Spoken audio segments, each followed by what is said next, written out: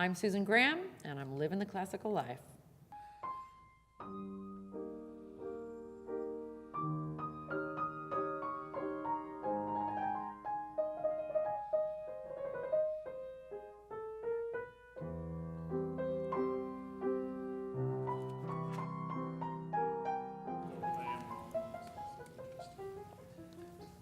How come you got coffee? I'm only joking. Can we arrange coffee? I'm just Okay, kidding. yes. This was actually cold from this morning. This was 9:30 a.m. It's an Americano. Okay, that's kind of gross. Yeah, it's kind of gross, so you're not missing out. They need a powder puff? You know, am I Schwitz, looking it's shiny? schwitzy. Am I kind of shiny? Okay. Well, maybe a little. Tell you what, just a quick reset. Sorry. Me and my big... So you're now rolling, Ben? Yes. Okay, I am rolling, sound rolling. Speaking. And finally, we are here. Susan Graham, it's such a delight and a pleasure to welcome you onto Living the Classical Life. Thank you so much for being here. It's a great pleasure for me. Yours is sort of the all-American story. You were born in Roswell, New Mexico, which I knew growing up from reading fringe science books. Yep. Or, so there's that, and then you grew up in Texas, and then now you're traveling all around the world. I had the impression that perhaps from an early age, you disconnect yourself from the sense of pressure that other performers that I know feel in having to succeed. It seems like you had a refreshingly casual attitude towards needing to succeed. Was that the case for you? Were you always comfortable in your skin? To a degree, yes, but I would say that it is a career that was forged out of terror. Really? Yeah. I moved to New York from Texas, and I always felt a little behind the eight ball because I didn't grow up in an operatic environment, and I hadn't seen very many operas. I knew I wanted to do it because it seemed impossible. So that's why I wanted to do it. Yeah. I wanted to prove to myself and to the world that I could conquer this mountain, I could climb this Mount Everest, you know. And plus I loved, you know, I did start out as a pianist, and I loved classical music from a very early age. And when I realized that there was a lot of Mozart that actually had words to it too, not just, you know, piano sonatas and concerti, that really piqued my interest, and I wanted to do that. However, I always felt that I couldn't mess up, because part of the reason that I didn't continue piano studies is because I would lose my place in recitals. My memory was, you know, not very good for the piano playing. So that implanted terror in me of making mistakes and forgetting. So I always wanted to do it perfectly and not make mistakes, but at the same time bring the full range of expression and become the character fully, and, you know, so just sort of, but mostly it was motivated by fear at the first. And now I, thank God, I've reached a point where I feel like I've proven myself, and now I really just enjoy every time I'm on stage. I truly do. Tell me, do you consider that you had a normal childhood? Oh, it was Leave It to Beaver. Oh, really? And for those of you who are too young to know that was a sitcom filmed in the 50s and 60s about the all-American family. Well, G-pop, that'll be swell. Absolutely, absolutely. I mean, my father was, in addition to his job as an oil man, was also a Little League baseball coach. My brother was on the Little League baseball team, grew up playing sports. My sister, my older sister, took piano lessons and was my role model in all things, and still is. And my mom was a housewife and stayed home and took care of us, and we rode our bikes to school and home, and in the summertime we were out at 9 o'clock in the morning and came home at night when the street lights came on, and that was that. So in these circumstances, where did the idea for music come from? Was it a musical family beyond the fact that your sister was taking? My mother always had this freakish natural musical talent. She grew up on a ranch in New Mexico, and so all my grandfathers and cousins and uncles and everything are all cowboys and rodeoers. So here's my mother, this little 4-year-old girl growing up on a ranch, and one day her father, my grandfather, comes barreling down the dirt road to the house with a piano in the back of the pickup. Now, I don't know where that piano came from or why he decided to get it, but he brought it in the house, and immediately my mother, who was then 4 years old, sat down and started playing songs she heard on the radio. Uh-huh. Big band stuff. It was just in her ear, and she just fiddled around a little bit, and within half an hour, she was putting chords together and playing Chattanooga Choo Choo. I mean, you know. So I grew up with her playing stuff all the time in the house, but playing by ear. She did study music in college, and so she can play off of music as well. Not as easily as she plays by ear. So my mother was convinced that my sister and I would play the piano because in our house it was what girls did. Boys did sports and girls did music. My brother always thought that music was a strange foreign language that his sisters could speak, and he couldn't. So his freshman year in college, he decided to take music as an elective, and he said, finally, he goes, I gained a great appreciation for you guys because I couldn't figure out what all these little dots and lines were about, but you guys look at it and it turns into music, and I don't know how that happens. So he got a great appreciation for it. But in fact, wasn't it the case that you did a lot of sports as well, and you didn't particularly like doing piano? Why, how was that? Well, like any kid, I didn't love practicing. You probably loved practicing because you're... Okay, I'll say yes. Because, you're a pianistic genius, but I was not. Yeah, I was kind of a tomboy, and I loved running around and playing outside. But I also really loved music. I just didn't like practicing. Mm-hmm. It's like anything. I loved school, but I didn't like homework. Right. So that's a pretty big leap from going from there to the world of opera. How did you make that jump? Where did that idea come from? Well, I was always in choirs. I started at 5 years old in the church choir. Uh-huh. So singing was always there. Yes, yeah, there you singing go. was always there. And the older I got, when I was in school, starting in junior high school and certainly into high school, we had singing competitions. And because I already played the piano, I had a really good musical sense. I had a good ear. I could read music, and I could sing the right notes at the right time on the right pitches, right? So I started winning competitions and getting awards for singing. And I thought it was just because, I could read music. And then then we moved to Texas, and when we got to Texas, everything is bigger, and the stakes are higher, and there's a competition for everything you can imagine, including... Such as? Chili cook-offs, rattlesnake roundups, and Beethoven sonatas. So, it runs the gamut. Rattlesnake, what was that? Roundup. Did you do that?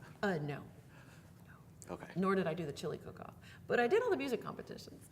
And I started, getting a little more eager to win the competitions, and a little competitiveness kind of kicked in, which is also a definition of my career, terror and competitiveness. And so I started taking voice lessons. And in my hometown, my first voice teacher, Ruth Ann Griffin, one of the first songs she gave me was a foreseen song, a French song.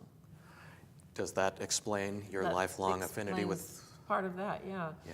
And so I got interested in the languages, and then I got interested in... It just suddenly became much more fun to be standing in front of the piano than sitting behind it.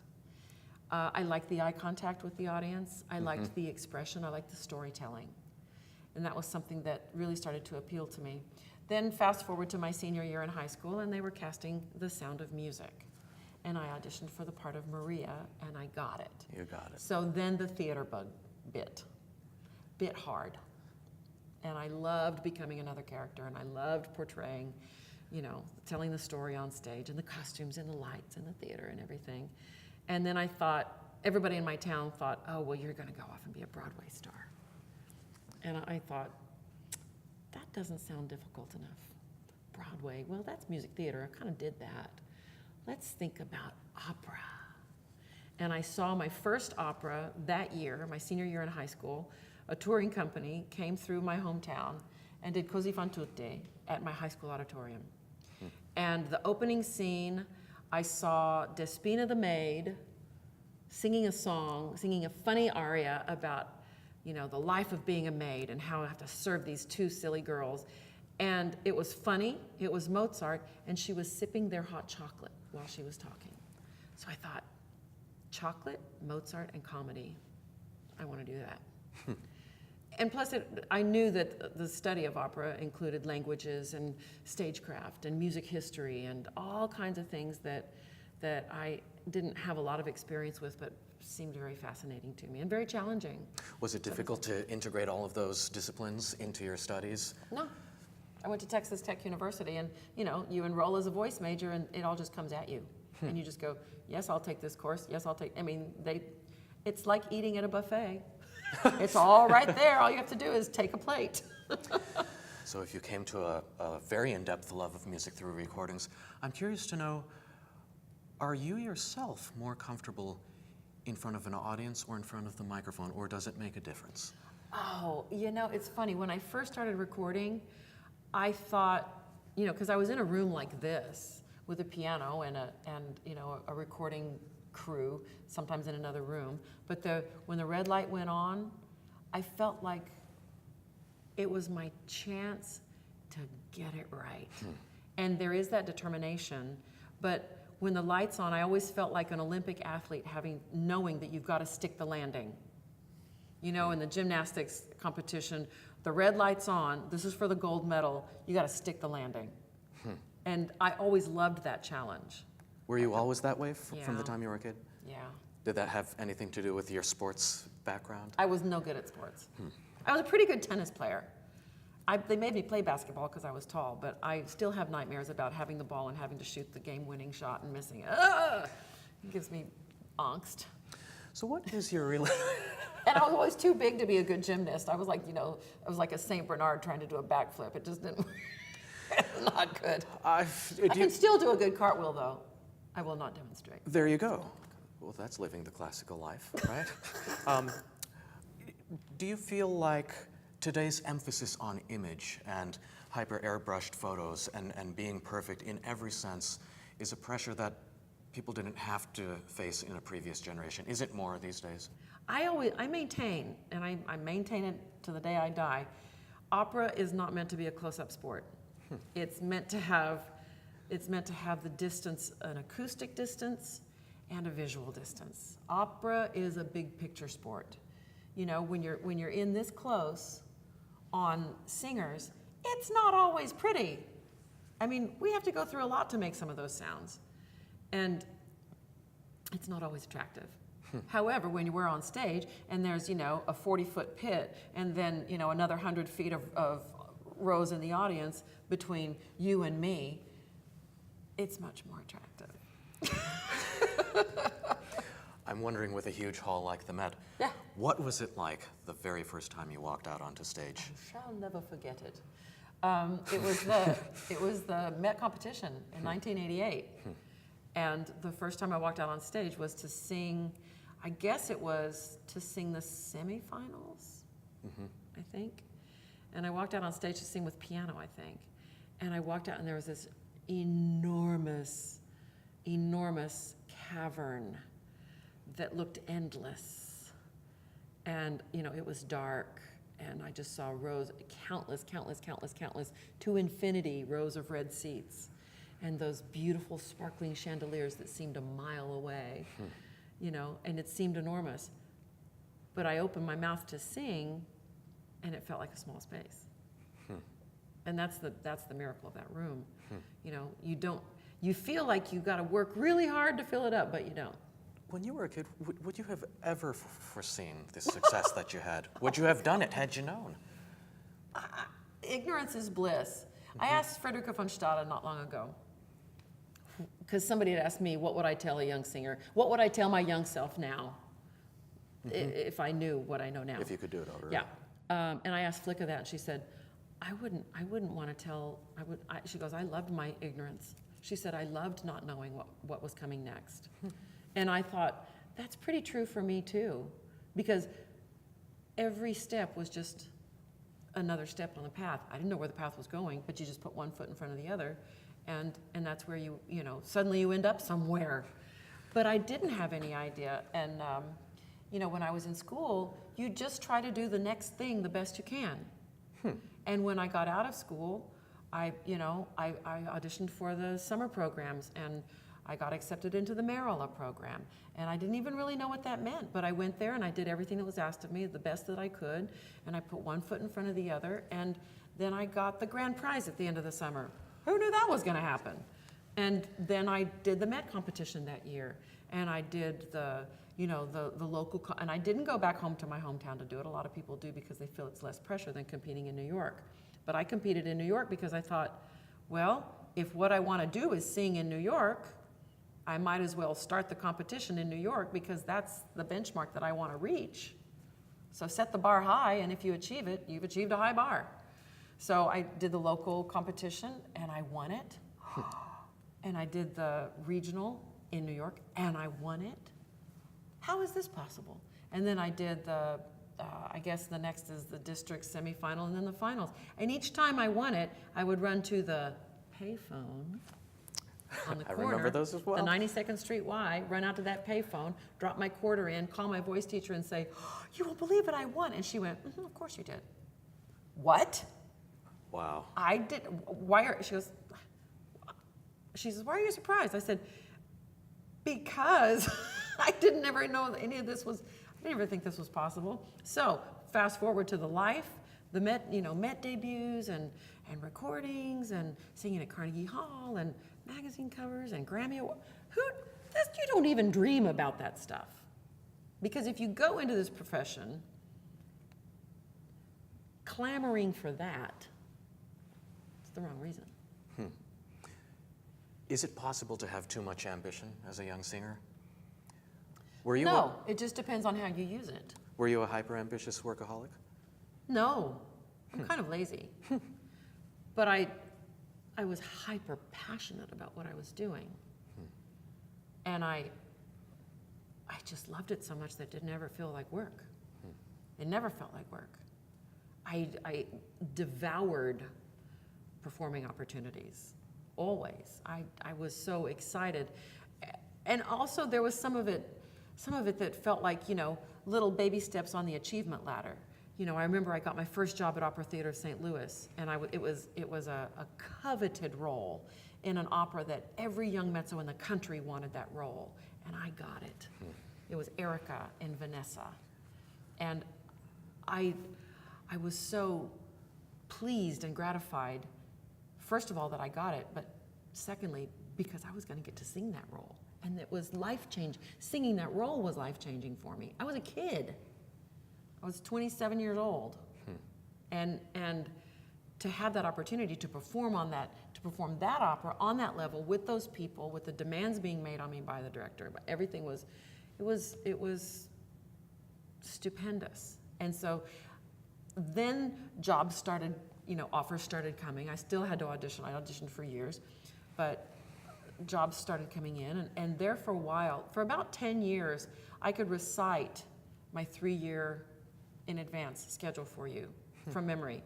Now I couldn't tell you what I'm doing next in 6 months, but it was so exciting, and it was just like, it was like this smorgasbord, another food analogy.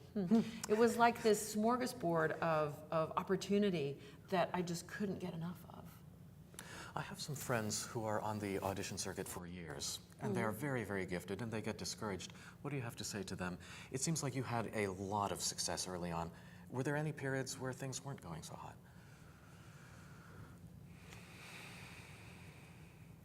No. I'm sorry to say that. Or, conversely... No, I was really lucky. I was very lucky. And times were very different back then. The life and the path of a young singer was very different back then because I had management interested in me from when I did the title role of Massenet's Cherubin at Manhattan School of Music. And I was 27. No, I was 26. And I got tapped to do the lead role in this opera, this obscure Massenet opera, all about Carabino. How perfect. At Manhattan School of Music. And because it was in New York, and because the director was Lou Galterio, who was a CAMI director, Columbia Artist Director, all the CAMI managers came to see it, and they spotted me, and 6 months later, I had an offer from Columbia Artists to manage me. I had the opportunity to surround myself with great, great mentors and great managers who were passionate about this profession and who were great at building young artists. It was a time when artistry was more important than money. I mean, they still had to make money off of us. Don't get me wrong. But it seems like there was more emphasis on building art. Any idea why that's changed? 2008, economic downturn. It Really? caused a panic. It caused panic among philanthropists, and so artistic institutions faltered because they didn't have the support they needed. That was, you think about it, that's when small opera companies and small orchestras around the country were forced to close their doors because with that economic downturn, they couldn't support themselves anymore. I mean, the donor base was greatly diminished. Do you ever foresee it coming back? It is coming. I mean, it is coming back. I don't know. Yeah, it is coming back. It is. I mean, the amount of money that is being put into performing organizations has certainly increased since then. And you know, a lot of the companies are back on track. I think that up until then we had a sort of rosy gold period of every small town in America having an opera company. And that, I think, you know, City Opera is a perfect example. You know, there was a time when a lot of opera companies had to just close their doors because of financial constraints. We also had record companies supporting us, chasing us, lifting us up. We don't know what that means anymore. Promoting us. Yes. You know, all the PR was on the back of the record company because the record company promoted us, made stars out of us so that they could sell the records. It doesn't exist anymore. And is that specifically because of YouTube? Or is that just part of the equation? I think it's part of the digital age Yeah. in general. I think it's because, you know, I think it's iTunes. It's everything that suddenly became available online and people don't buy records anymore. So they don't make records anymore. We still have to make recordings, but the dollars in it are different. The consumer dollars are spent differently. And therefore, it doesn't lift the artist up the way that it did, you know. I just missed the heyday. The heyday of that was like the 70s and 80s. I came along just after the heyday. I came along on the downside, but I still got my foot in that door, which is good because, I mean, you know, I've got something like, 17 solo recordings, I don't know, something like that, with major labels, and that doesn't really exist anymore for young singers in the same way. They're still sought after and they're still recorded, but you don't have the physical thing to hold in your hand that makes you you put on your coffee. That was part of the allure. Yes. Going into the shop, you discover something. You Oh my browse. gosh, Tower Records. Yes, I still remember the one right next to 66 in Broadway. I know. I would go in there and spend hours looking at the. I remember just idolizing Jennifer Larmore because she had a beautiful. They did a life-size cutout. You know, EMI. I think she was an EMI artist, and EMI promoted them, their artists, so well. And there was a life-size cutout of Jennifer Larmore in the corner of the opera department. You know, the very, very plentiful opera department that took up an enormous amount of acreage in Tower Records. And you'd go and you'd look through the bins, and they would have pictures of your friends and stars on the cover, and it was so fabulous. And you just held those CDs in your hands, and then you couldn't wait to get the booklet out and read all about it. And it doesn't exist anymore. The younger generation doesn't even know what that is anymore. I know it. And that's a sad thing. It's on the way of the rotary telephone. And I have to ask you, you are an iconic public persona. You've sung at the White House. How important is it for you, to maintain privacy and your own sense of space off stage? It's an individual thing. It's important to me because I don't mind people recognizing me and talking to me on the street, and you know, everybody kind of likes that a little bit. Yes. It's nice. It's nice to receive compliments. I won't lie. I've never been iconic in that way that makes people really care what I think about things. So no social media And proselytizing let's and talk so about forth. social media for Right. 1 second. Yeah. Because some people do it obsessively. I cannot be bothered. I don't, and this is a little rant that I have. It's a little soapbox, my own little private soapbox. But I've always maintained that if I have to go on a social platform to tell people to like me and to tell people to like my singing, then I'm not doing my job properly. Because I want my singing to tell people to like my singing. I want my art to speak for me. I don't need to tell everyone to buy my tickets. If they are not aware of my singing, to know when I'm performing at Carnegie Hall or whatever, and find out about it. I mean, of course, Carnegie Hall has to advertise and everything, but I'm not gonna, do a Twitter blast and say, "Y'all come to my concert, please, please, please love me, please come to my concert, please." I'm too proud for that. What kinds of performances are most deeply meaningful for you? I think that the occasion when I feel most able to open the gates wide is probably in recital. That's when you can be barest. That's when you can bear everything. I'm currently doing a recital program with Frauen Liebe und Leben of Schumann. And what we've done is we've taken the cycle apart and augmented each one of the Schumann songs with 2 or 3 other songs with about the same topic, the same event in a woman's life. And every one of those has a really powerful, poignant moment in it. And I feel that at this point in my life, when I'm not trying to prove anything and I'm not trying to impress anybody, I'm just wanting full and rich communication between the audience and myself. That's the opportunity that I have to really dig the deepest. There's no artifice. It's just wide open. As far as other artists go, were there any who, at any point in your life, through their performances, moved you to tears? Or a performance that absolutely stunned you? Well, I lived with a conductor for a long time, so I learned a lot about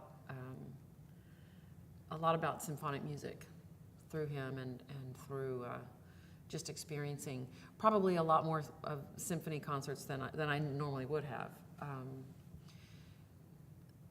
There are Beethoven symphonies that just, Beethoven 7, Beethoven 2, that just rip me open.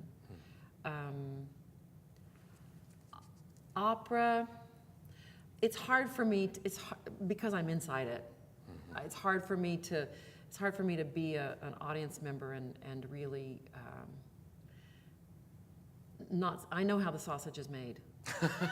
So it's hard for me to take an opera performance be moved to tears by an opera performance. I'm sure it's happened.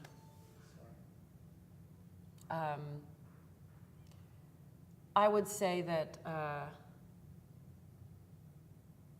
Bryn Terfel recital has brought me to tears before, because what happens with me, it has to be deep honesty, and without any shred of artifice or manipulation or self-consciousness on the part of the performer. Anybody who can strip all that away has my full attention. Is it difficult for you to tap into that place going on stage? No, it's difficult for me not to. I've had occasion recently, I lost a really good friend last week, and I had to sing twice over the weekend. And it was very hard. I wear my emotions on my sleeve. I'm quite an emotional person, and I feel things very deeply. And especially with singing, Singing is just controlled wailing. From a very primitive standpoint, singing and crying are very, very closely related. And so if you're the least bit emotionally fragile and you start singing, it's very easy for that to turn over into something that isn't singing anymore. So I had to do some real work in the past week to get the singing part to happen. But I think that I put everything I had into the music. I've sung many performances where I was dealing with difficulty, emotional, just sad things that happened, loss, whatever. And I find that having a repository for those feelings is life-saving. I mean, if we put it in the music, anytime there's any difficulty, anger, heartbreak, joy, ecstasy, sadness, anxiety, put it in the music. Every single time. It's your friend. So our many viewers were very excited that we would have you on, and they asked us to talk about your new role at the LA Opera and to talk about your project, Dead Man Walking. Well, those are two very, very different questions. Indeed. I recently performed in Dead Man Walking at the Washington National Opera at the Kennedy Center. For those of us who don't know, this is a brand new opera. No, it's 17 years old. 17 years old. Well, relatively recent. In the world of opera, in the Yes. opera timeline, it's a brand new. It's written by Jake Heggie and Terrence McNally, and it was written to tell the story of Sister Helen Prejean, who is an advocate for death row inmates. And her story came into public light when there was a film made on her story called Dead Man Walking, which won Academy Awards in 1999, 2000. Susan Sarandon, Sean Penn, Tim Robbins produced it. Anyway, so Jake Heggie wrote an opera on it, and I was invited to play the part of Sister Helen. So I did the Susan Sarandon part. And it was life-changing. It was the first time I had ever done a contemporary opera about a living person and telling a story, a very, very relevant story to us and our culture. It's the backdrop of this story is the death penalty. Sister Helen Prejean ministers to prisoners on death row. And so she befriends this one particular prisoner. And this is all based on true stories, sort of an amalgamation of several different true stories. And so she's with him from, he's sentenced and then clear through his death.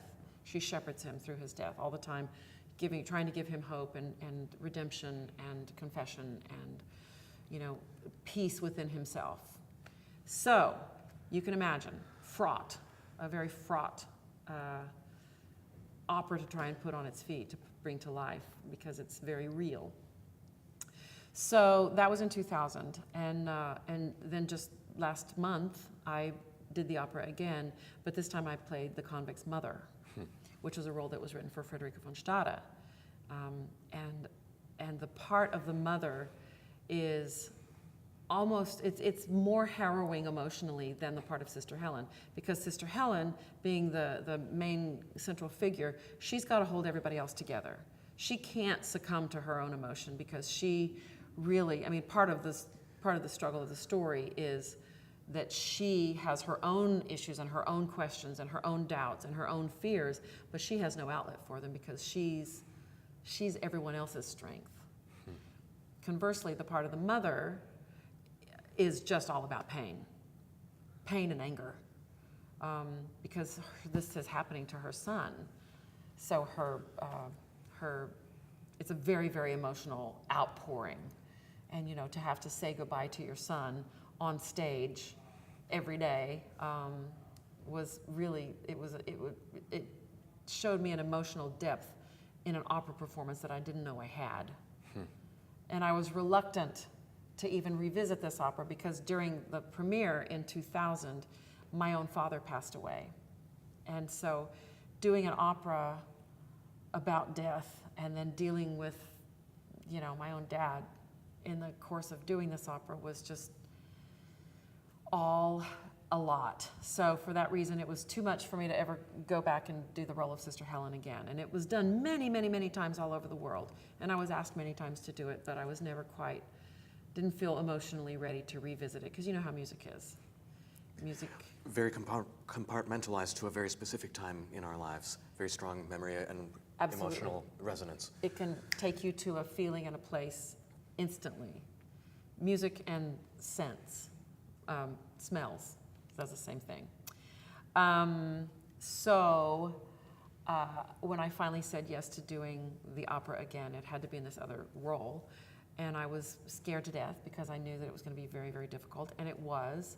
But it was important to me to make friends with this opera again, because Jake is so dear to me and always has been a really good friend, that I didn't want, my career to run its course without ever visiting this opera again. So it was gratifying, and it was also very healing for me.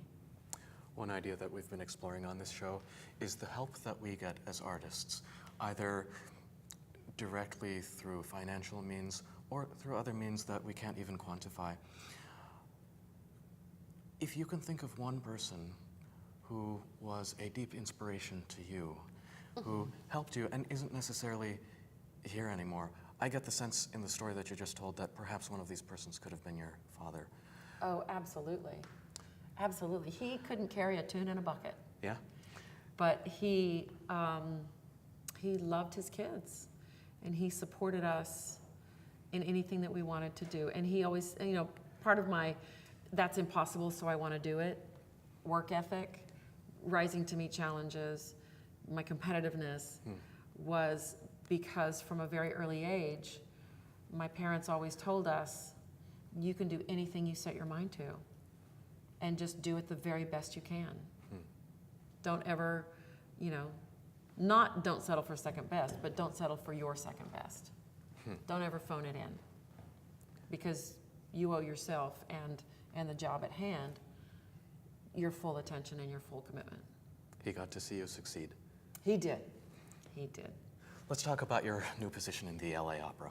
Right. Well, I'm very pleased that I'm the artistic consultant for the Young Artist program there. Congratulations. Thank you. And as part of your target audience as young artists, there we go. It's very important. I'm tasked with providing a kind of mentorship and a kind of support realm for these young singers, so that some of what I've experienced and some of what I've learned in my 30 years of doing this now, I can translate to them, because their world is so different than mine was. God bless them. They have to be steeped in so many more skills than we needed. So many of them are self-recording and self-managing and self-promoting, and with the digital age and social media, they have so much more responsibility in building their own careers than we did. We had managers and record companies to help us build our careers. And therefore, my fear is that sometimes the artistic integrity gets swept under the rug, because there are so many other issues that need attention. So one of my missions, part of my mission statement, is to bring back a real awareness of attention to detail, and making sure that the languages are spot on perfect, that the presentation is as honest and real as you can make it, that the expression is pure, that the vocalism is of the highest standard that you can possibly achieve. And just all of those things that can elevate you and that really are the core of what being an artist is about. The social media, the promotion, the appearances, the dresses, the hair, all that stuff is flat out secondary and tertiary to what we really are as artists. And that is to serve music, to serve the art, and to say something with our art. And that's really what I want to help the young singers in the LA Opera program find their voice, literally and figuratively. Find their voice, find who they are as artists and what they want to communicate. And to me, like we said earlier, I didn't have any specific goal in mind. I just put one foot in front of the other in the very, very best way I could. And hopefully that would lead me up the mountain. And, you know, I want to help them find their own path. Susan, thank you so much for being on Living the Classical Life and joining us. It was wonderful to hear your stories and to have all the laughter and the insights into your remarkable career. Thank you. I have to give you a hug. Thank you so much for being here and for your time. It was such a delight to speak with you. Pleasure. Yes. Thank you. Thank you so much.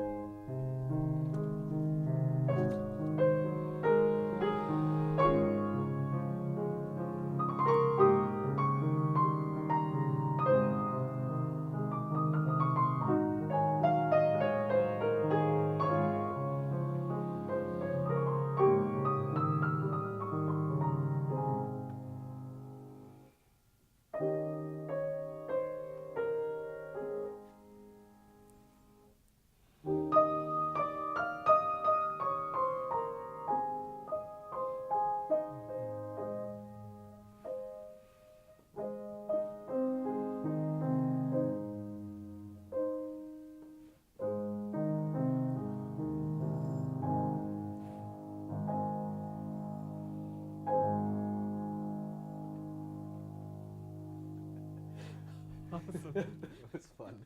Yes.